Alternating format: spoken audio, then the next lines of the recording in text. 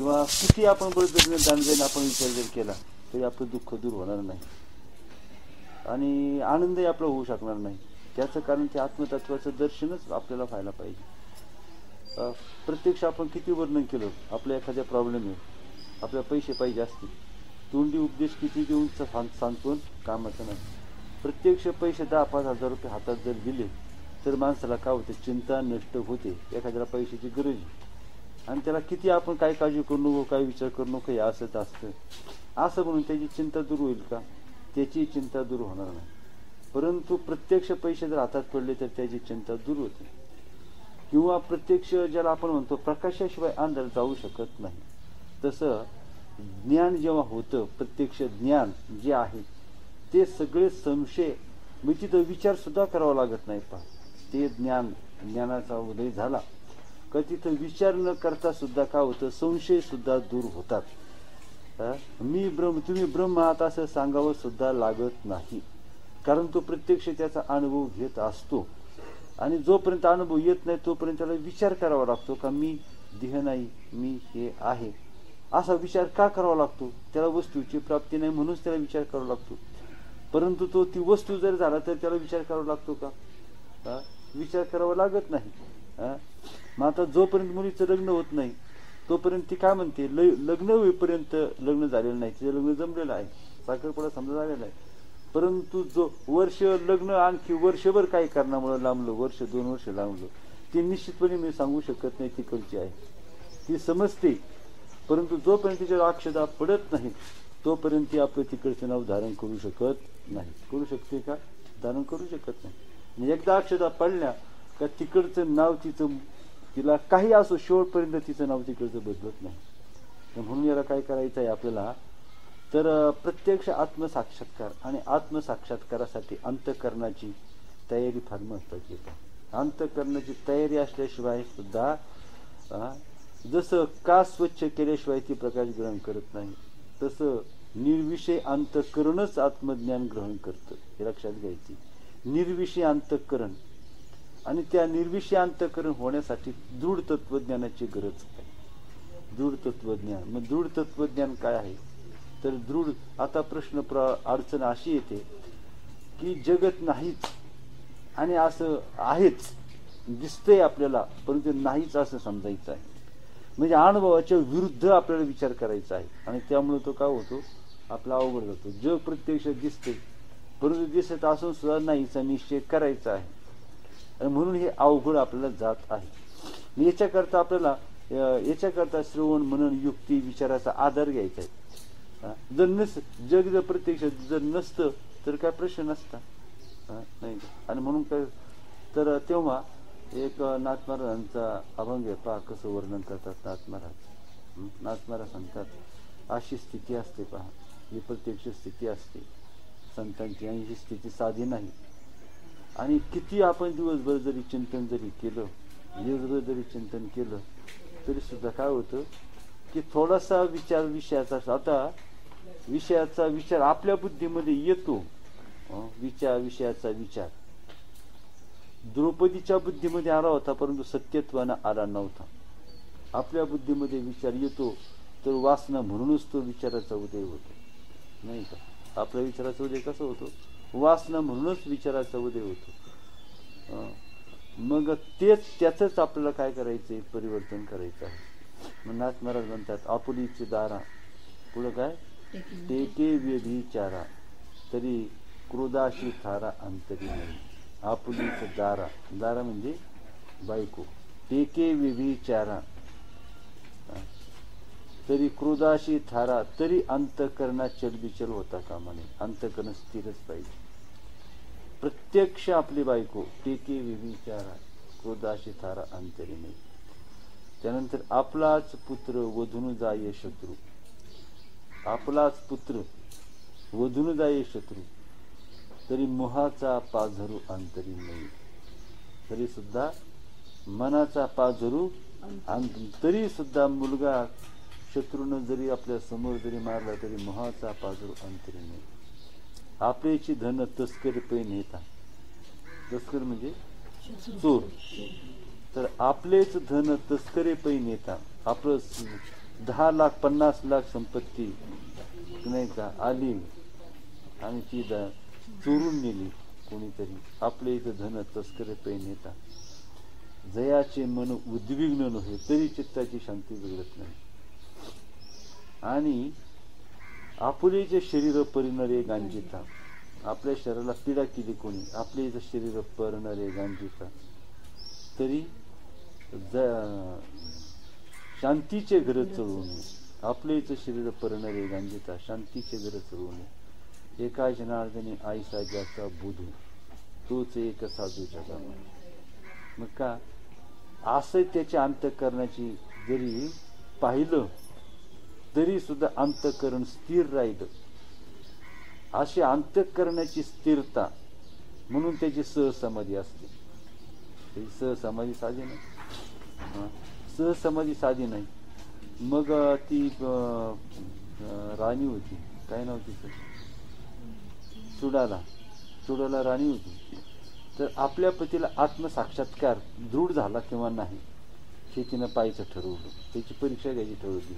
तिचा पती होता राजा, काय होतं त्याचं नाव, शिखिध्वज राजा, तिचा पती. त्या राणीने ठरवलं की आपल्या पतीचा आत्मज्ञानाचा दृढ निश्चय झाला किंवा नाही हे तिनं पाहायचं ठरवलं. आणि ती जंगलामध्ये होती.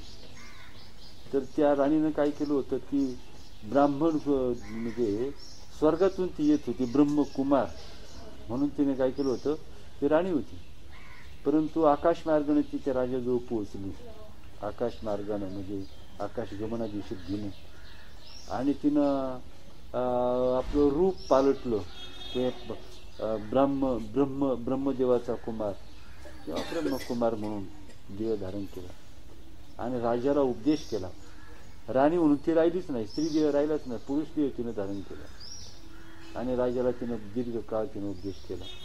स्वर्गातून जायची, स्वर्गातून यायची, राजा उपदेश करायची, पुन्हा स्वर्गात निघून जायची नाही. अशा प्रकारची असेल. तर तिनं बराच काळ त्याला उपदेश केला आणि त्याचं ब्रह्मज्ञान दृढ झालं किंवा नाही तिनं पाहायचं ठरवलं. फार मोठं कथा नाही.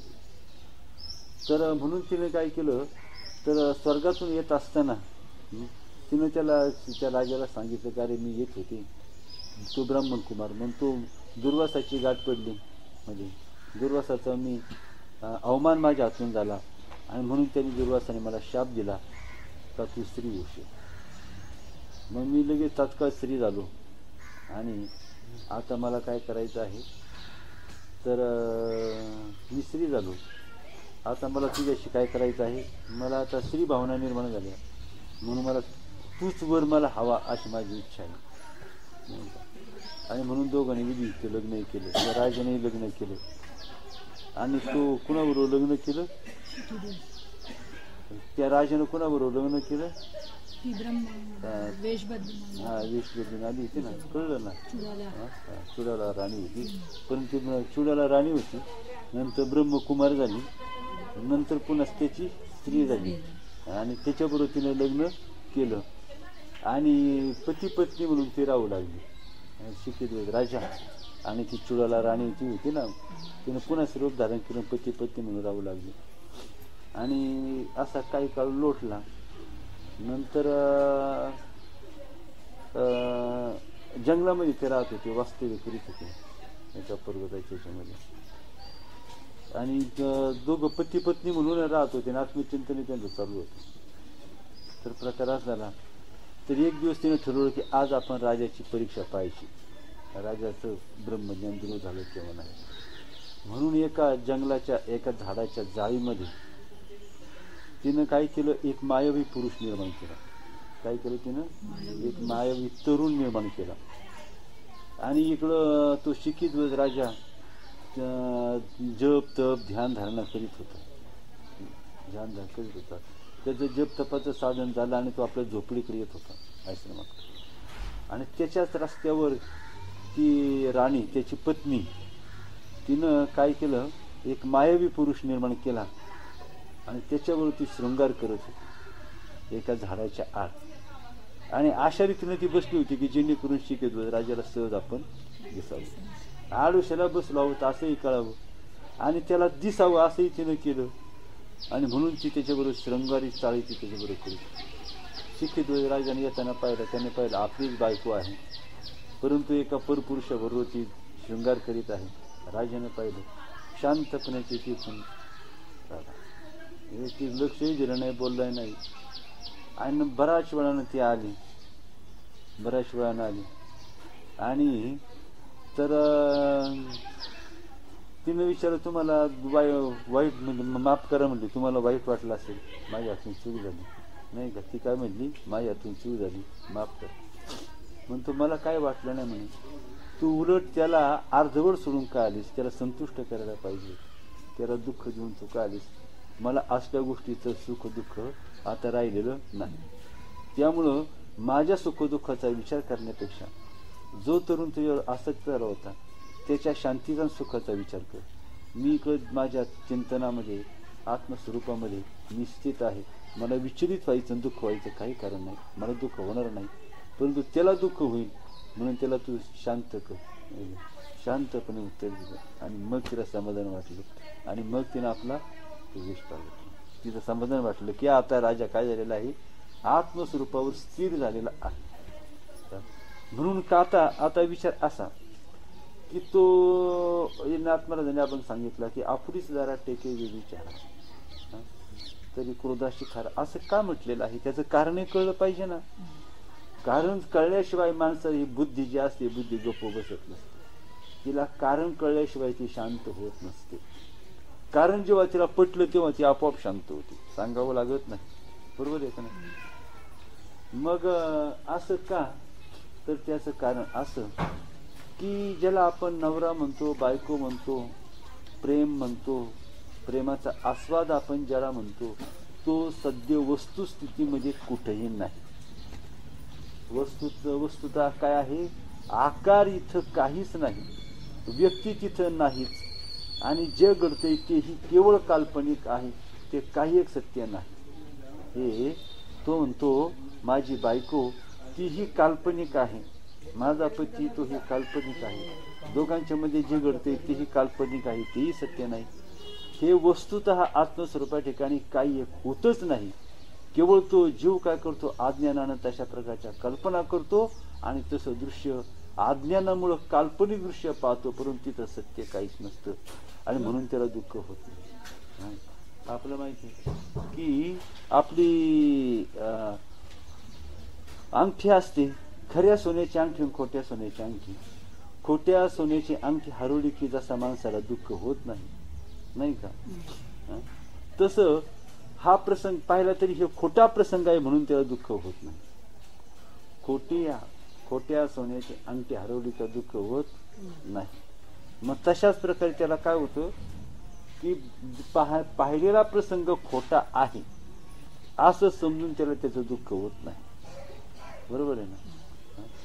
समजा एखादा पती आहे, त्यानं आपल्या पत्नीला स्वप्नामध्ये परपुरुषाशी शृंगार करताना पाहिलं, कल्पना करत स्वप्नामध्ये पाहिलं, त्याला स्वप्नामध्ये काय होणार, राग येणार. पण जागा झालो काय म्हणून, बायकोचा राग धरेन का, त्याला मनातून तो अस्वस्थ होणार, पण बायकोचा राग तू धरू शकत नाही. दान घेतलं, दान करून बसला, तिला मारी काय झालं, असं झालं.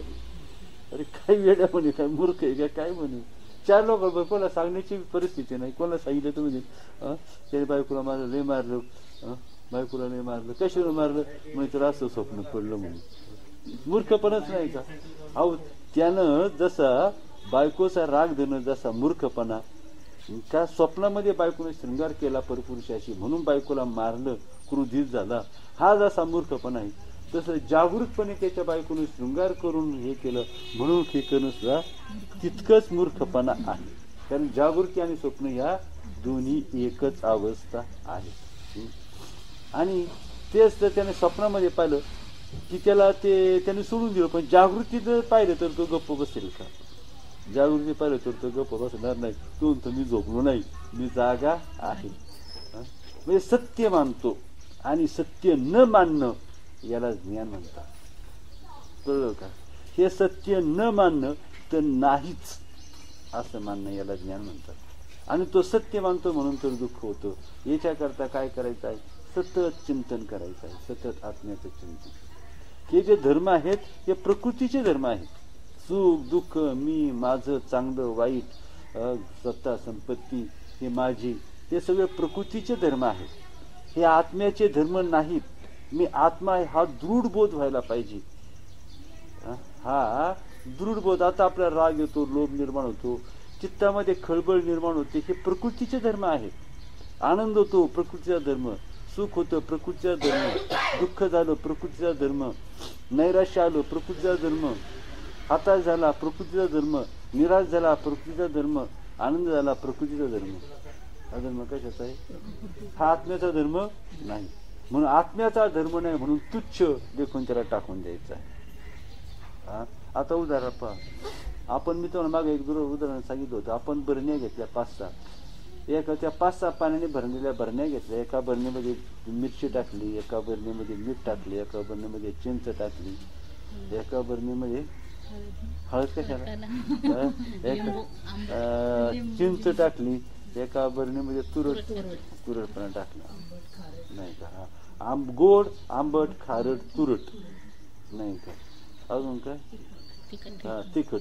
अशा 5 बरण्या टाकल्या. आता तो एका बरणीतलं पाणी प्याला, तो म्हणतो पाणी तिखट आहे. दुसऱ्या बरणीतलं पाणी प्याला, पाणी गोड आहे. तिसऱ्या बरणीतलं पाणी प्याला, पाणी आंबट आहे. आणि चौथ्या बरणीतलं पाणी प्याला, पाणी तुरट आहे नाही का. आणि पाणी खारट आहे. परंतु खारटपणाही पाण्याचा धर्म नाही, गोडपणा पाण्याचा धर्म नाही, तिखटपणा पाण्याचा धर्म नाही, आंबटपणा पाण्याचा धर्म नाही. यापैकी कोणताही पाण्याचा धर्म नाही. तर पाण्याचा धर्म कोणता? कोणताच धर्म नाही, हाच पाण्याचा धर्म आहे. जे धर्म असणं हे प्रकृतीचे सगळे धर्म आहे. पाण्याला कोणताही धर्म नाही नाही का.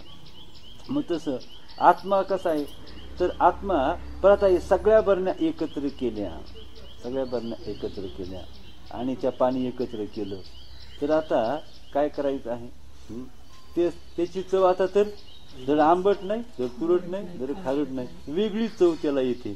हा सगळ्या प्रकृतीचा परिणाम आहे. हा सुद्धा कसा आहे? प्रकृतीचा परिणाम आहे. मग आपला तर शुद्ध पाणी पाहिजे. आपला प्रकृती धर्म बाजूला सारून आत्मतत्वाचा स्वीकार करायचा. पाण्याचे धर्म बाजूला सारून शुद्ध पाण्याचा आपला स्वीकार करायचा आहे. शुद्ध पाणी कसं असतं हे आपल्याला पाहायचं आहे. आणि मग काय केलं? 5 बरण्या ह्या 5 प्रकारच्या पदार्थांच्या आहेत. 6वी बरणी सगळ्यांची मिक्स आहे आणि 7वी बरणी आहे ती शुद्ध पाण्याची आहे. परंतु शुद्ध पाण्याची अजून त्याला मिळाली नाही. त्यामुळे खरं पाणी कसं असतं त्याला अजून कळलं नाही. जेव्हा 7वी बरणी त्याला मिळेल तेव्हा खरं पाणी काय त्याला, जोपर्यंत 7वी बरणी त्याला प्राप्त होत नाही तोपर्यंत खऱ्या पाण्याची त्याला चव कळत नाही. कारण 6 बरण्या कशा आहेत? तर कोणत्या ना कोणत्या प्रकृती धर्मांनी युक्त आहेत. 7वी बरणी आहे की कोणत्या धर्माने युक्त नाही, परंतु अजून तिची प्राप्ती नाही नाही का. मग 7व्या बरणीची जोपर्यंत प्राप्ती होत नाही तोपर्यंत पाण्याचा खरा धर्म कळत नाही. बरोबर आहे का नाही? मग तसं सगळे विकार काढून टाकल्याशिवाय चित्तातून सगळेच्या सगळे विकार, चित्त निर्विषय केलं, निर्विकार केलं, मग निर्विकार चित्त ह्या आत्म्याचा धर्म असतो. जसं सगळे 6 धर्म काढून टाकले का मग मूळ जशी 7वी बरणी जशी आहे कोणताही धर्म नाही, तसा आत्म्या ठिकाणी कोणताही धर्म नाही. तसे हे सगळे धर्म हे प्रकृतीचे आहेत. प्रकृतीच्या सगळ्या धर्मांनी विरहित असं ते आत्मतत्व असतं. म्हणून देव म्हणतात सर्व धर्मान परित्यज्य माम एकम शरणम व्रज नाही का. व्रज तर तू काय कर, सगळ्या धर्मांचा त्याग कर आणि मला एकाला तू शरण ये. शरण ये व्रजचा अर्थ काय होतो? त्याने ते उलट सांगितलं. तुमच्या नाही लक्षात आलं ना? त्याने सांगितलं माम एकम शरण जाऊ देतो. माम एकम शरण, मला तू एकट्याला शरण ये. सगळ्या धर्मांचा त्याग कर आणि आपल्याला तेच करायचं आहे. म्हणून चित्त निर्विषय करायचे, विचार रहित करायचे. चित्त कसं ठेवायचं आहे? म्हणून आत्मचिंतन सतत करायचं आहे. कशाचं स्मरण सुद्धा, स्मरण होणं दुसऱ्या विषयाचं स्मरण होणं हाच आत्म्याचा घात आहे. ज्या वेळेला विषयाचं स्मरण होतं त्यावेळेला आपलं आत्म्याशी असणारं नातं तुटतं.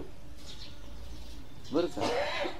विषयाचं स्मरण होतं मृकुळीताई काय सांगितलं?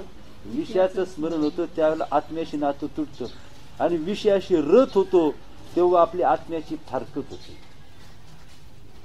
आत्म्याशी वितुष्ट आपलं निर्माण होतं.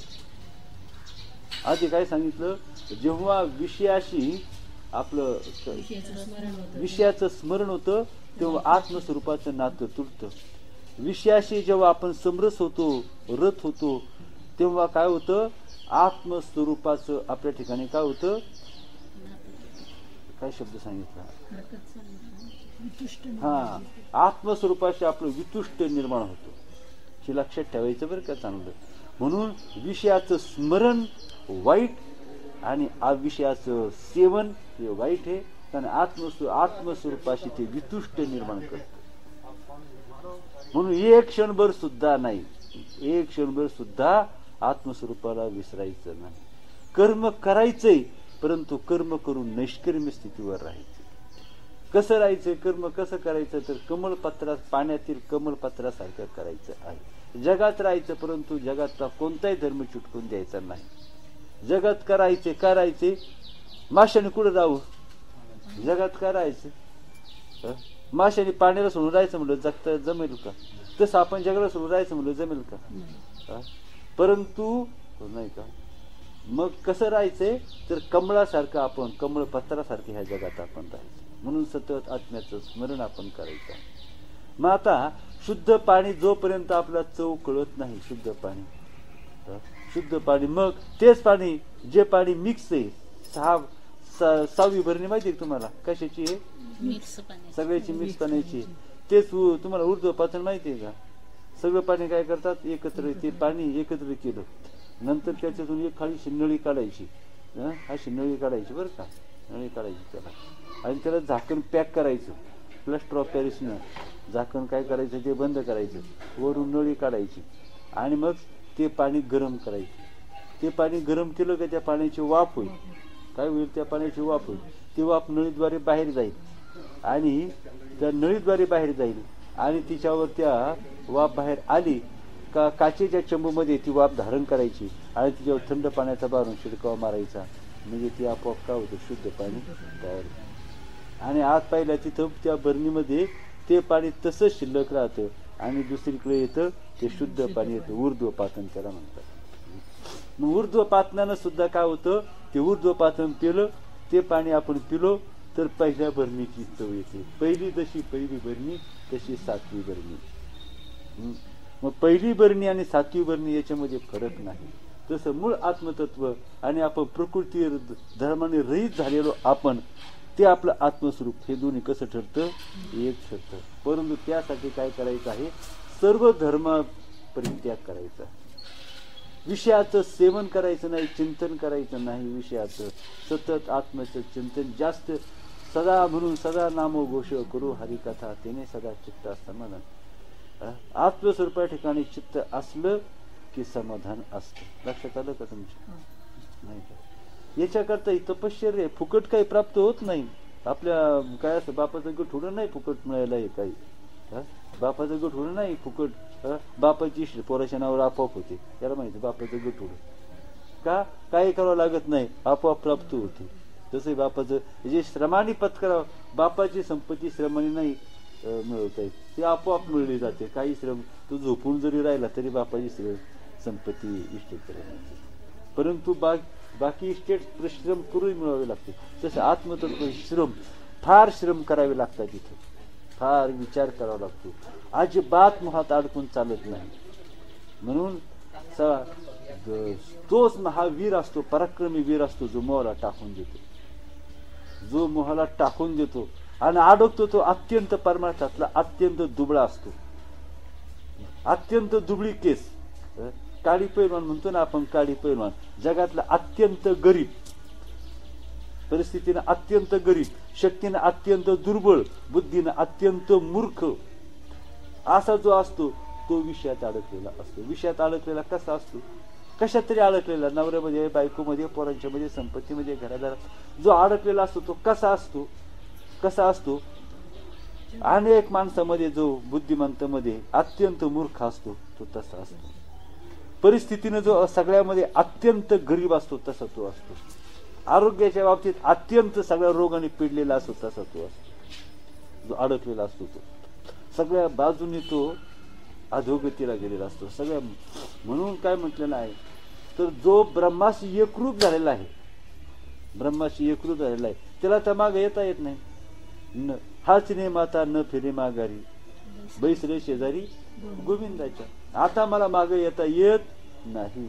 आता कशाला मी घर म्हणू, आता कशाला दार म्हणू, आता मी कशाला संसार म्हणू, आता कशाला मी संसार म्हणू, आता कशाला मी घर म्हणू, आता कशाला माझं म्हणू. माझं म्हणायला काही मला राहिलं नाही. पदर प्रपंचाचा खालीला तो फाडून टाकला. पदर जो होता तो प्रपंचाचा पदर फाडून टाकला. आता राहिलाच नाही पदर डोकं घ्यायला. आता पदर राहिला नाही. काय ते प्रपंच पदर प्रपंचाचा नाही का. इतकं सोपं नाही ताई. म्हणून काय करायचं असतं, सतत आत्मचिंतन करायचं, सतत अडकायचं नाही, कशातही अडकायचं नाही. म्हणून कोटी कोटी यज्ञ नित्य ज्याचा नेम एक हरी नाम जपता.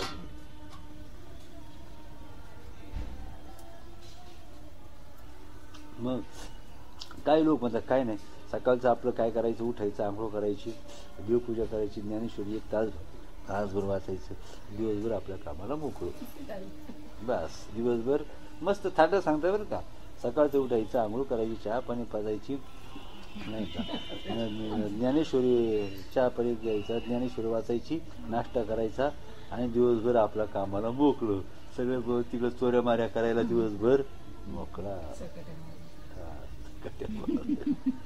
नाही, ते उद्योग करायला दिवसभर मोकळा. एक तासभर ज्ञानेश्वरी वाचली, तासभर ध्यानधारणा केली, दिवसभर मोकळा झाला. आता सगळे घरी पिटायला, दार पिटायला. नाही त्याला परमार्थ नाही म्हणत. अहो शेवटी नाव ठेव, म्हणजे शेवटी खरं कोणाचं, शेवटी सगळे एकाच जातीची आहेत. कोण कशात, कोण कशात, कोण कशात, कोण कशात. संतच फक्त असे असतात, ते कशातच नसतात. काय स्थिती असते.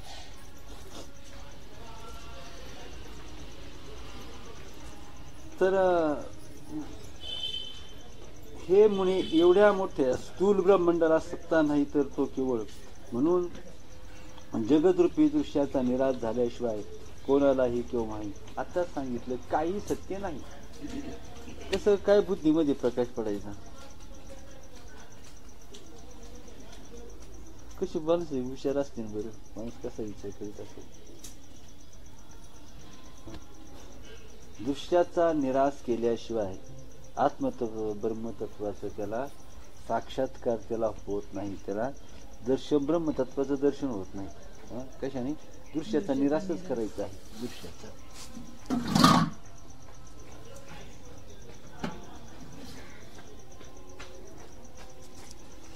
तर पहा, श्रीराम म्हणतात हे मुनी एवढ्या मोठ्या मग दृश्याचा निराश करायचा आहे. आणि खरंच काय सांगितले सिद्धांत, दृश्याचा निराश करायचा आहे. दृश्याचा नाश करायचा नाही, तर दृश्याचा निराश करायचा. नाश आणि निराश मध्ये फरक आहे. नाश म्हणजे काय आहे? बैलाचा नाश म्हणजे बैलाला मारून टाकणं, घराचा नाश म्हणजे घराला पाडून टाकणं. परंतु नाश करायचा, निराश करायचा म्हणजे बाद करायचा आहे. दिसत असलं तरी नाही. हे आता तुम्हाला सांगतो, बांगडी त्यांच्या हातामध्ये बांगडी होती, अंगठी आहे बोटामध्ये. ती खरं का सोनं, तर तिचं काय करायचं आहे, तिचा नाश करायचा नाही, निराश करायचा आहे. निराश कसा करायचा आहे? हे सोनं खरं नाही, हे सोनं खोटं आहे, त्यामुळं असलं काय नसलं काय कामाचं नाही, असा दृढ विचार करणं याला माहिती निराश करणं. बरोबर आहे ना?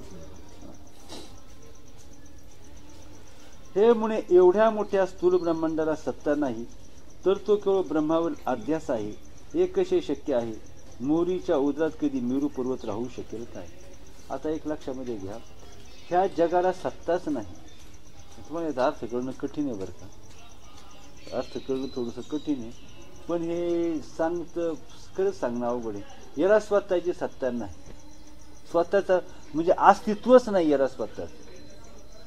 हा केवळ आता विचार करा, सर्पाला स्वतःची सत्ता आहे का? दुरीवरचा सर्प, त्याला स्वतःची सत्ता आहे का? स्वतःचं अस्तित्व नाही. तो कुणावर तरी स्वतः सत्य नाही आणि कुणावर तो भासतोय याला माहिती सत्ता नसणं. सर्प नाही तो स्वतः नसतो आणि काहीतरी आज कोणातरी दुसऱ्या एखाद्या वस्तूवर तो स्वतः भासतो, याला म्हणायचं त्याला सत्ता नाही. नाही का? दुरीवरच्या सर्पाला जशी सत्ता नाही, कारण कसा आहे तो काल्पनिक आहे. दुरीवरचा सर्प हा कसा आहे, काल्पनिक आहे. मग आता एवढं मोठं ब्रह्मांड आहे, याचा निराश कसा करायचा? एक लहान ब्रह्मांड आहे. आणि म्हणून जेव्हा आत्मज्ञान होतं तेव्हा गंमत अशी घडते, तो भगवंत काय करतो, सगळं जग चोरून नेतो. सगळं ब्रह्मांड चोरून नेतो. तो आपल्याला एवढं मोठं जग, चंद्र, सूर्य, तारे, समुद्र, नद्या, नाले, पर्वत, पशु, पक्षी, माणसं, सगळं शहर, गावचे गाव, सगळे जे सगळं अदृश्य होतात. आत्मज्ञान होतं काय होतात, अदृश्य होतात सगळे. म्हणून सहज मी आंधळागा निज निराकार पंथे, वृत्ती हे निवृत्ती झाली जन न दिसे तेथे. मग दिसत नाही का माणसं? वृत्ती हे निवृत्ती झाली, तुम्हाला पाहिलं तरी म्हणतो मला मग जन न दिसे तेथे. कसं उदास वृत्ती. बाजारात गेला, मार्केटमध्ये गेला, कोण काय रे, कोणाला पाहिलं? कोणालाच पाहिलं नाही. माणसं नव्हती का? होती. किती माणसं होती? रस्त्याने चालता येत नव्हतं, इतकी गर्दी होती. मग तू माणसानं पाहिलं का? नाही पाहिलं. याला काय म्हणायचं? उदास, किंवा याला निराश म्हणतात. याला काय म्हणायचं? निराश. एवढ्या गर्दीमध्ये गेला, त्याचे 2, 4, 6 मित्र जवळून गेले, परंतु त्याला ते सुद्धा त्याला दिसले नाही, कारण त्याच्याकडे काय नव्हती, वृत्ती नव्हती. अशा जग आहे म्हणून जगामध्ये सतत त्याचं चित्त स्वरूपाकडं. मित्रांना नमस्कार करतोय, काय रे कुठे गेला होता? 2 तास गप्पा मारल्या. चित्त स्वरूप या ठिकाणी का भरकटलेलं? चित्त स्वरूप या ठिकाणी कसं राहील? दृढ प्रयत्न लागतो चित्त स्वरूप या ठिकाणी आणायला. नाही, दृढ प्रयत्न लागतो. आणि माणसाने जगावं, ती एवढ्यासाठी जगावं. आता मी विचार करतो, मी आता आम्ही काल डॉक्टरकडे गेलो, मी कशा करता एवढं तत्परतेने गेलो? जगण्यासाठी, बरोबर आहे ना? पण जगण्यासाठी तरी का, कशा करता जगायचं? 4 दिवस जर जगलो तर तेवढंच आत्मचिंतन आणखी चांगलं करता येईल, देवाचं ऐश्वर डोळे भरून पाहता येईल, नाही का? आणि तेच आत्मचिंतन 4 आपल्याकडे असतं, 2, 4 समवेत आत्मचिंतन करता येईल लोकांच्या समवेत. जगायचं तर केवळ यासाठी, प्रपंचाकरता जगायचं असेल ना, व्यवहाराकरता, त्यांनी आता जाऊन कुठेतरी आत्महत्या केली, एखाद्या कडेवर जाऊन, तरी वाईट गोष्ट नाही. काही नुकसान, जगाचं कोणाचं नुकसान नाही. जाऊया माझ्यावर जरी उडी टाकली तरी काही नुकसान नाही त्यांनी, बरोबर आहे का नाही?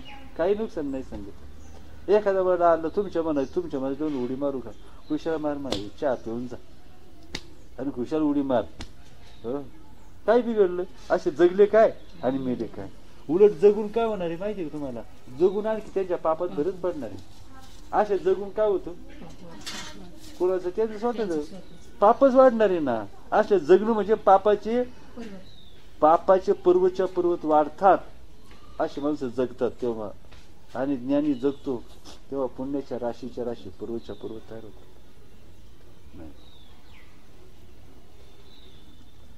हे म्हणे एवढ्या मोठ्या स्थूल ब्रह्मांडाला सत्ता नाही, तर तो केवळ ब्रह्मावर अध्यास आहे. सत्ता नाही म्हणजे ते नसतंच, नाहीच. सत्ता नाही म्हणजे ब्रह्मस्वरूपा या ठिकाणी हे स्थूल ब्रह्मांड जे दिसतंय ते प्रत्यक्षात नाहीच. म्हणजे त्याला स्वतःची सत्ता नाही. स्वतःची सत्ता नाही, स्वतः स्वरूप करून ते नाहीच. परंतु ब्रह्मावर ते विपरीत रूपाने दिसते. हे जग आहे ना, ब्रह्म या ठिकाणी हे ब्रह्मच विपरीत रूपाने आपल्याला दिसते. हे काय दिसते आपल्याला? हे ब्रह्म विपरीत रूपाने दिसतंय आपल्याला. हे काय आहे? ब्रह्मच आहे. दुरीवरचा सर्प काय दिसतोय आपल्याला? तो सर्प आहे का दुरी आहे? दुरीच आहे ना, पण ती दुरी आपल्याला कशी दिसती? विपरीत रूपाने दिसते. दुरी कशी दिसते आपल्याला? विपरीत रूपानं आपल्याला दिसते. दुरी म्हणून दिसते का? नाही. मग सर्प म्हणून दिसते. म्हणजे कशा रूपाने दिसते ती? विपरीत रूपाने. तसं हे ब्रह्मच आहे, पण विपरीत रूपाने दिसते. हे काय आहे? जग हे ब्रह्मापेक्षा वेगळं नाही, परंतु ते ब्रह्मापेक्षा कसं दिसते? विपरीत रूपाने ते दिसते. म्हणून आपल्या जगाचा निराश करायचा आहे. जगाचा म्हणजे देहाच्या निराशे पाविजे या ठाया, माझी आईशी काया जवळ नाही. देहाचा निराश करायचा आहे. देहाचा निराश म्हणजे स्थूल सूक्ष्म देहाचा निराश करायचा. स्थूल सूक्ष्म देहाचा निराश, सगळ्याचा निराश करायचा आहे. निराश करणं मग येई हो का नाही मी दळीन कधी, म्हणजे दळीन म्हणजे नष्ट करून टाकेन, नाहीच असं चिंतन करीन. येई हो का नाही मी दळीन एकली, एकली दळीता शिनले हात लावी वैली. माणूस थकतो पण आपण नाही थकत, कारण चिंतन करायचं कारणच नाही. जो श्रम करतो तो थकतो, जो झोपा काढतो तो म्हणतो का लई दमलो, म्हणतो आता झोपा काढ. झोपा काढून दमलो, मरायची पाळी आली, झोपा काढू काढू, तुमचं काय जाते, तुम्हाला काही न्याठे, इथं झोपा काढून काढून माझी मरायची पाळी आली. तुम्हाला हाय काय एवढा किती त्रास काढतोय मी, काय झोपा काढू काढून मरायची पाळी आली आली कर. मग येई ओ का नाही मी दळीन एकली, एकली दळीता शिनले हात लावी बहिली. थोडीशी साहित्य माणूस थकतो. विवेक वैराग्य जाते मांडूनी, विवेक खुंटा थापटोनी, अनुभत दळण बांधून त्रिगुण वैरणे गाठली. काय एक एक ओळ म्हणजे साजे आहे का, काय म्हटले पहिले, विवेक वैराग्य जाते मांडूनी, जातो वैराग्याचे, खुंटा विवेकाचा आहे, तो थोपटून थोपटून पॅक केलाय. वैराग्य जाते मांडूनी, विवेक खुंटा थापटोनी. मग अनुभत प्रबोध चालू केलाय.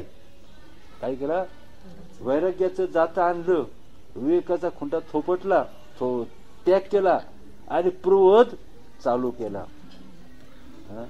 अनुभूत दळ मांडूनी, आणि त्यामध्ये 3 गुणांचं ब्रह्म म्हणजे सत्वरज आणि तम हे गुण त्याच्यामध्ये टाकले.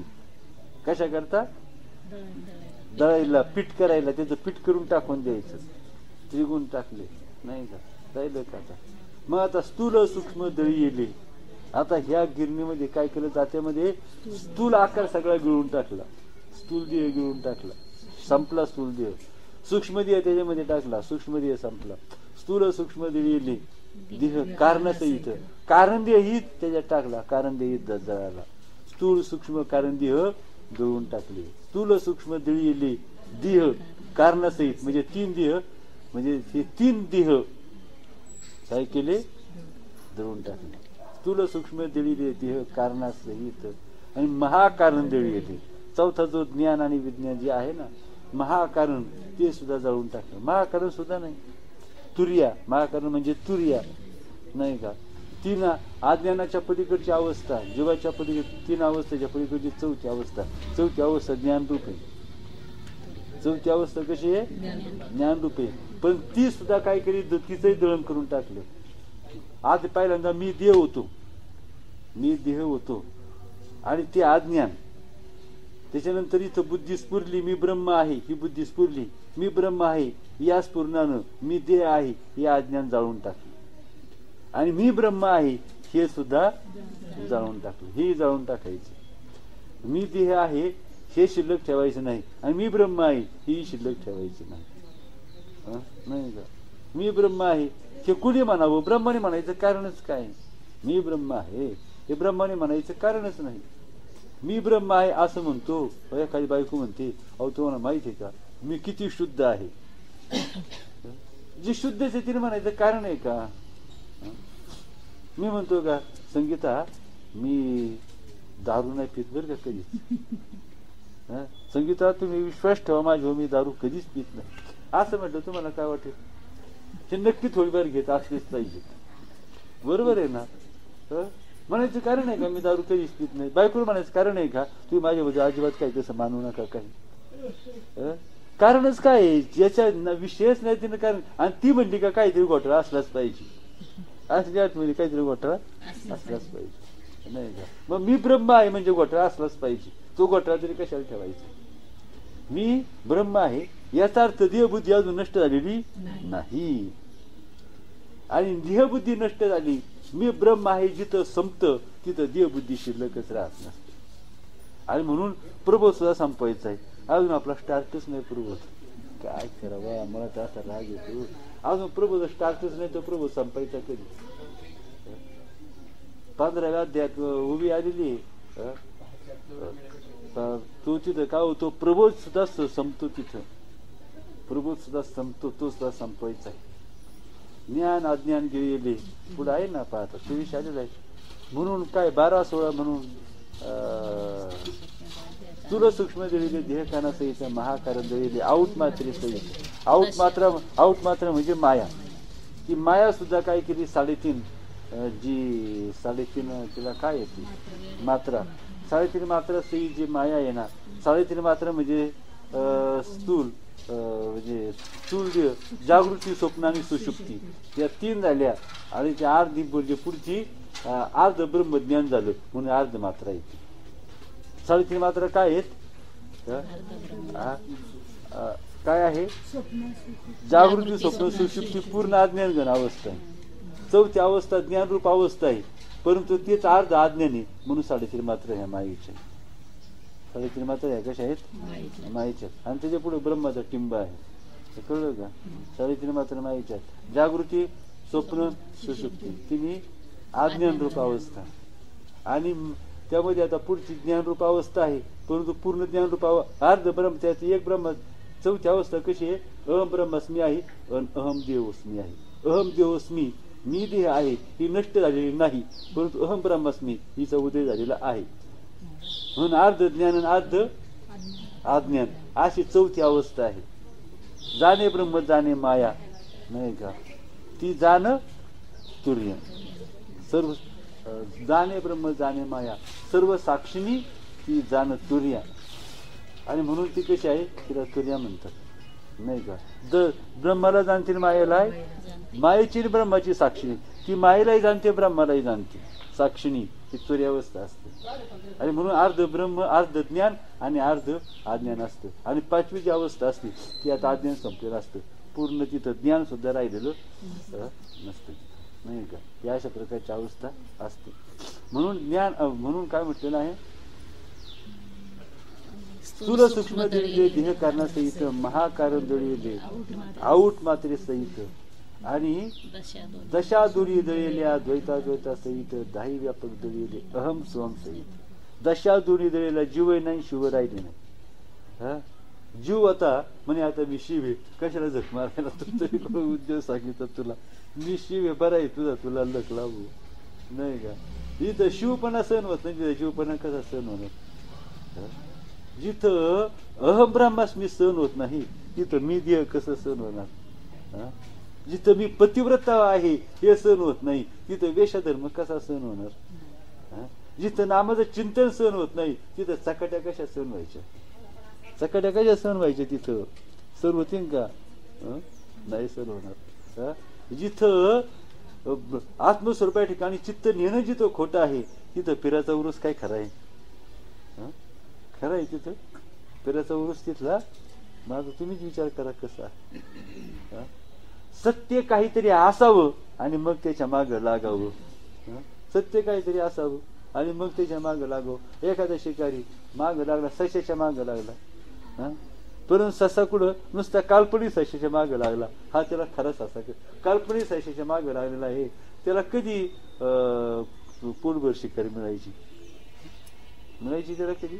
हे काल्पनिक, हे सत्य नाही हेच कळणं. कसं काय सांगायचं, कसं काय सांगा मला कळत नाही. का माणसाचं चित्त संसारात राहावं, व्यवहारात राहावं, देहाच्या ठिकाणी राहावं. एवढं कळल्यानंतर ज्याला कळलं नाही त्याला ठीक आहे, ज्याला कळलं नाही त्याचं ठीक आहे, पण ज्याला कळलं त्याचं काय, त्याचं काय, त्याच्याबद्दल काय, काय त्याच्याबद्दल काय, काही नाही.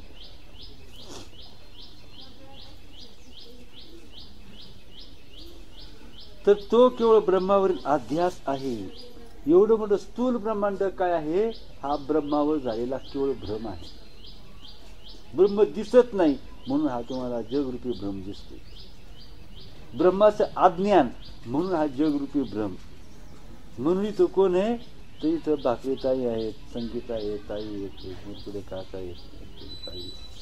ब्रह्म दिसत नाही म्हणून या ताई माई आहेत. ताई माई अक्का विचार करा पाचता.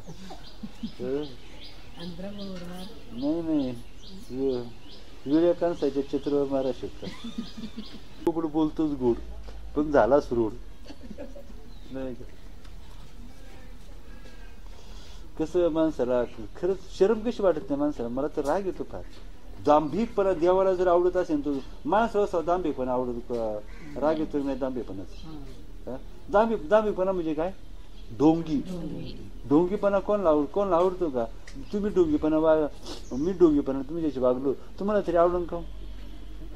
बरं बाकी जाऊ द्या कोणाचं, पण माझं आवडून का मी ढोंगीपणा वागलो तर? तुम्ही एका वेळेला काकांचं सहन करता, ताई सहन करता, यांचं सहन करता, पण माझं ढोंगीपणाच वागलो तुम्ही सहन करता का? नाही सहन करणार, कोणालाच सहन होणार नाही. हा, माझं शेजारीनं शिव्या मारलं तरी चालतील, पलीकडशीनं शिव्या दिल्या तरी चालतील, पण आईचं बोलणं सहन होत नाही का? सहन सुद्धा सहन होत नाही, नाही का? मग ढोंगीपणा चांगला नसतो. जाऊ द्या निंदा झाली तर हो दे ना, परंतु कधी ढोंग माणसाने करू नये. खरंच ना. सरळ सांगा ना, मी अजून कच्चा आहे म्हणून सांगा ना सरळ. मी अजून कच्चा आहे म्हणून सांगा सरळ, कशाला आवा नाही. रघुनंदना, सत्पुरुष आणि सत्शास्त्र यांच्या सहवासात उद्विग्न चित्त न होता तू काही दिवस राहशील, तर अल्पावधीतच तुझ्या बुद्धीवरील दृश्य जगाचा भ्रम नाही होईल. म्हणून काय सांगतात, हे श्रामा तू काय कर, सत्पुरुषांच्या सानिध्यात, सत्शास्त्राच्या सानिध्यात उद्विग्न न होता राहा. म्हणजे काय?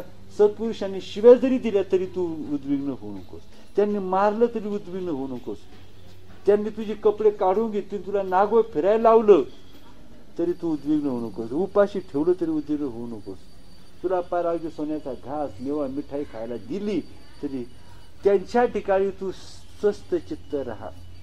शास्त्राचं अध्ययन स्वस्थ, तसंच शास्त्राकडं तू काय कर, काही संसारात कमी जास्त झालं तरी शास्त्रातली बुद्धी स्थिर ठेव.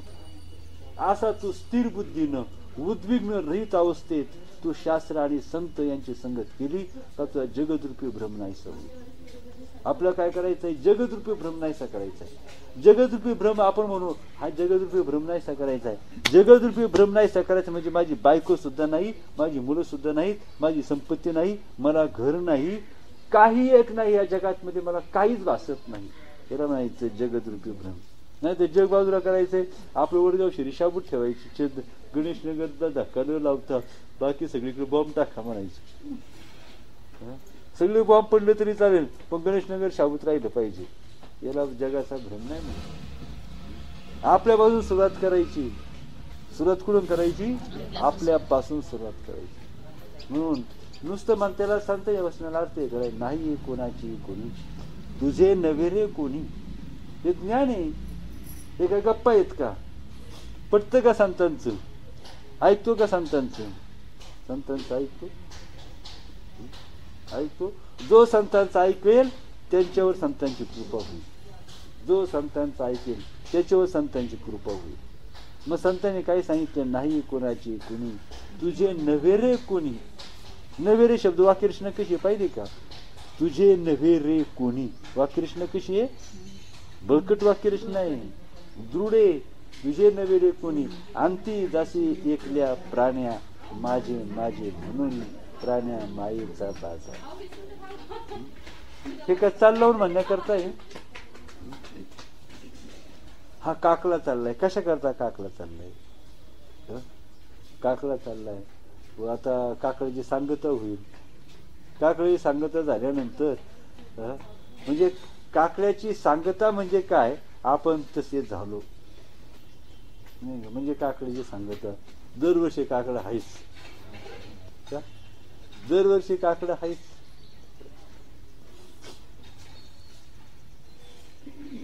पाहुणे येतात पोरीला दरवर्षी, पाहुणे पाहायला येतात, तेच पाहुणे येतात दरवर्षी. दरवर्षी इसवी सन 2008 मध्ये आले, नाही 9 मध्ये आले, पुन्हा 9 मध्ये आले, पुन्हा 10 मध्ये आले, पुन्हा 11 मध्ये आले, पुन्हा 12 मध्ये आले, 13 मध्ये आले, 14 मध्ये पुण्याला आम्ही येतोय उद्याला 9:30 वाजता. आधी हाय निर्लज्जासारखं म्हणतो या. असं असं असं असं पद्धत असते का लग्न जमायची? अशी पद्धत असते लग्न जमायची? दरवर्षी यायचं पाहायला, दरवर्षी काकडा. नामस्मरण अजूनही नामस्मरण करतो का? अजून नामस्मरण करतो होय? अजून नामस्मरण करतो. चांगलं आहे का वाईट? अजून नामस्मरण करतोय, चांगलं का वाईट? काय येत आहे संगीता? अजून नामस्मरण करतोय, संगीता म्हणजे वाईट आहे, चांगलं आहे? मोठं अवघड प्रश्न आहे. आता कसा प्रश्न सोडवायचा? त्या म्हणतात चांगले, अजून अजून नामस्मरण करीत आहे. ताई म्हणतात चांगले, संगीता म्हणते वाईट आहे. तुमचा निर्णय आता या दोघीचं भांडून सोडवा. चांगलं का वाईट दोघीचं भांडून सोडवा.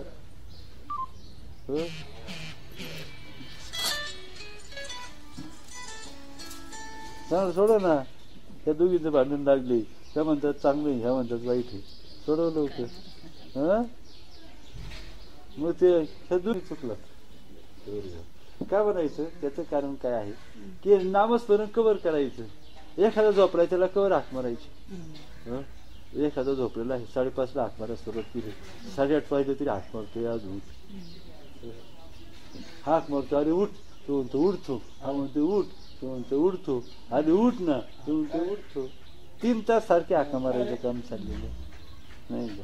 मग कवर चालव हे काय नाही.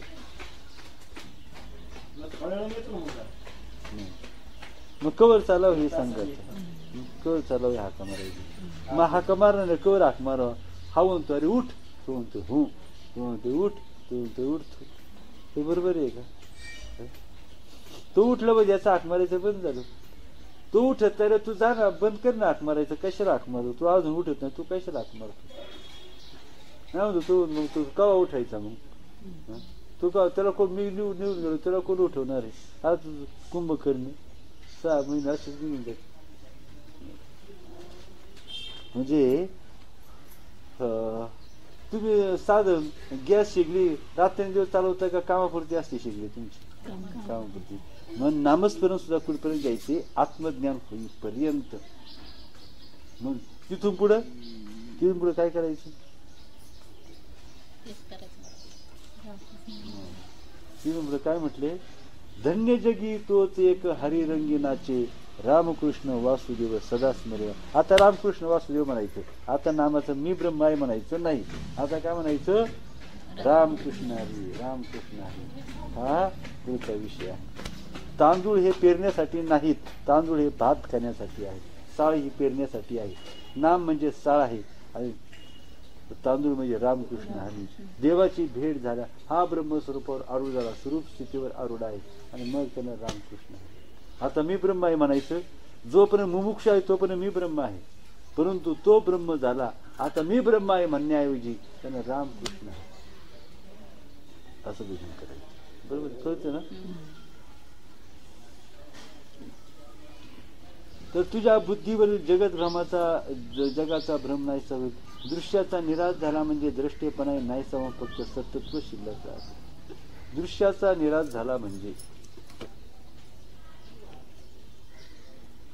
अवघड वाक्य.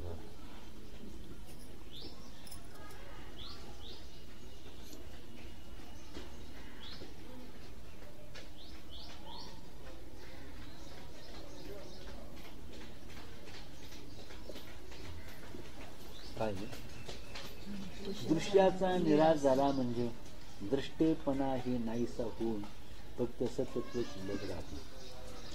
मग पाण्यावरचं शेवळ बाजूला झालं म्हणजे काय राहिलं? पाणीच राहिलं ना खाली. हे दृश्य समजा, हे सगळं दृश्य बाजूला समजा झालं तर काय राहील? फक्त आकाशच राहील ना. हे आकाश काय झालेलं आहे? त्या दृश्याने झाकलं गेलं त्यांना. बरोबर आहे का नाही? ते पलीकडचं आकाश दिसतं का आपल्याला? एवढी झाडं वाढलेली आहेत, या पत्र्यांनी काय केलेले? आकाश झाकलं गेलेलं आहे. म्हणजे मधला अर्थ दूर केला का पलीकडची वस्तू दिसते. बरोबर आहे का नाही? मधल्या सगळ्या वस्तू दूर केल्या का पलीकडची वस्तू दिसते. भगवंत पैल तीरावर आहे, नाही का? भगवंत कुठं आहे? पैल तीरावर आहे. म्हणजे पैल तीरापर्यंतच्या वस्तू जे जग आहे ते बाजूला सारायचं आहे. आणि मग दृश्य आपण म्हणतो, दृश्य म्हणतो, दृश्य आहे म्हणून द्रष्टा आहे. अर्थ कळला का? दृश्य आहे म्हणून द्रष्टा आहे. आणि दृश्य नसेल तर द्रष्टा आहे का? कसं काय? कस काय दृश्य असेल तरी द्रष्टा पाणी आई म्हणून शेवाळ आहे ना. दृश्य आहे म्हणून द्रष्टा काय सांग संगीता कसं दृश्य आणि द्रष्टा एकच ना. बघणं पाण्याची स्थिती स्पष्ट सांगा ना. वस्तू आणि पाहणारा एकच म्हणते. पाहणारा असेल पा वस्तू असं पाहणारा जर असेल तर म्हणायचं ती वस्तू आहे आणि पाहणारा जर नसेल त्या वस्तूला काही अर्थ आहे का नाही का. एखादा गाणं गातोय गाणं जर ऐकणारा वस्तू जर नसेल तर पाहणारा तिला कुठं. लांडगा आला तर पाहणारा लांडगा पाहिजे. लांडगा जर प्राणी जर तिथं नसेल तर पाहणारा काय पाहिजे. पाहणंच नाही तिथे. वस्तू आहे म्हणून पाहणारा आहे. वस्तूच नाही म्हणून नाही का. दुकान आहे दुकानामध्ये माल आहे म्हणून गिऱ्हाईक आहे. मोकळ्या दुकानात कशाला गिऱ्हाईक झाले. साखर आहे का नाही का. मग शेंगदाणा आहेत का नाही. ज्वारी आहे का नाही. बाजरी आहे का नाही. गहू आहे का नाही. चहा पावडर आहे का नाही. काय आहे वडा पाव आहे का पाव आहे का नाही. अरे आहे काय काहीच नाही. मग असं जे काहीच नाही त्याला दुकान म्हणता का. तिथं गिऱ्हाईक जाईन का. मग दृश्यच नाही तिथं द्रष्टा नाही. दृश्यच नाही त्याला पाहणारा कोण आहे नाही का. मग तिथं दृश्य नाही द्रष्टा नाही म्हणजे तिथं दर्शन सुद्धा नाही आणि त्रिपुटी नष्ट झाली त्या तिथं ब्रह्मशेष. थोडक्यात पाण्यावरचं शेवळ बाजूला काढलं का पाणी शिल्लक राहतं. दृश्य द्रष्टा नष्ट झाले की ब्रह्म तिथं शिल्लक राहतं. बस करू आपण. दृश्याचा निराधारा म्हणजे दृष्टपणा नाही सवय सत्त्व शिल्लक राहते. दृश्य असल्यास द्रष्टा असतो व द्रष्टा असल्यास दृश्य असतो. दृश्य द्रष्ट जरा कठीणच आहे. संगीता